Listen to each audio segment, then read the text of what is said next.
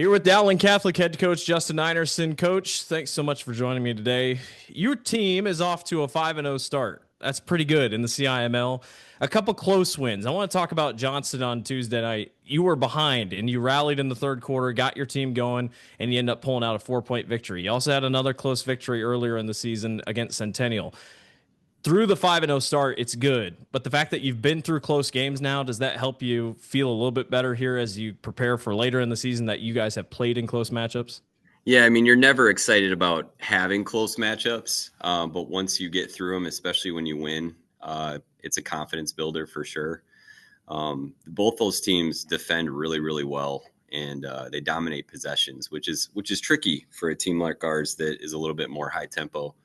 I'll say the biggest difference between this year and last year, not only do we have a lot of experience, which we didn't have last year, but I feel like we're a little bit more dynamic. Like we can match some of the paces that other teams are running. So those are tough games. They're great coaches. And, it feels good to come out on the other side. As you know, any game in the CIML, especially those on the road, I mean, those are good wins. So we're happy to be where we are.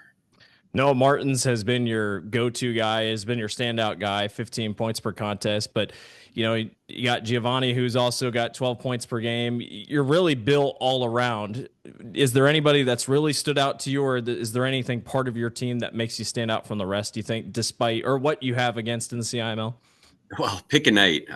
We've had different guys lead us in different ways each night. I'd say Nate Jenkins. His stuff doesn't show up on the stat line as much. He's one of the few guys with this rotation that's not playing in college next year.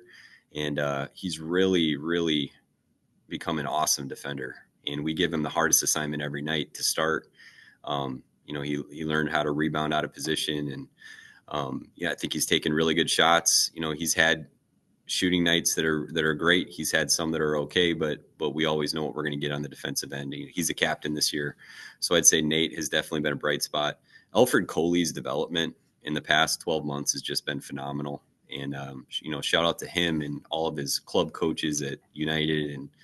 And there's a lot of people involved in his development. Our staff is part of it as well. I just think he's done a really nice job turning into a monster on both ends. And now he's starting to stretch that game out. We haven't seen it on the stat sheet yet, but I would say pretty much anybody we've put in, we've had a lot of confidence in. And the nice part is, a lot of the things that we've accomplished so far, we've done without Maddox Capola, who's coming back from a football injury, and Charlie Crane, who had a broken hand in summer and then just had surgery in October. So those two saw the floor against Johnston, but really haven't. They've only gotten their feet wet, we'll say. So we have a lot of depth options, which is a really good problem for a coach to have, figure out who to put in at different times. I don't know if you wanted Waukee to win against Northwest or if you accepted the loss, but you're going to have a mad team here on Friday night, a team that lost and got shot out of the gym. What stands out for Friday night? What's it going to take to get a win in a hostile environment? You talk about tough environments at Northwest. Well, now you go to Waukee. What's it going to take here on Friday night? Yeah, thankfully, because of how our schedule works out, we can really only focus on ourselves. We'll go in prepared knowing all the things that they've done in the past, but really it's all about us. And no matter what, that's a really tough matchup, whether they're 5-0 or 4-1. I think they're one of the most talented teams in the state. They have a ton of experience back. Their starting five is just a phenomenal array of talent. So it's a really tough matchup. And, at this point of the year, we're just really excited to have this matchup on the schedule when it is there and kind of see where we stack up. We think that we should be able to fight with some of the best in the state.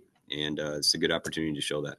Last question for you, Coach. You go into the Christmas break. I think Christmas break is always interesting for these basketball teams because you kind of evaluate how you did through the first couple weeks, and then you might be a whole different team out of Christmas break. How do you guys as a program attack Christmas break? When do you guys eventually come back around for practices?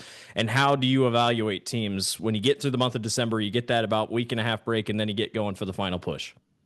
It's going to be a lot of competition for playing time, starting spots, which is something I don't think as a coach I've ever really cared about much, but the kids tend to. I think they're going to be really spirited practices. We have so many, I'd say 7 or 8 starters on most teams is what we have. So, and they all offer something different. So, and it's all valuable. to see them get out there and compete against each other every day is going to be really fun for our staff, and I think it's going to be fun for them.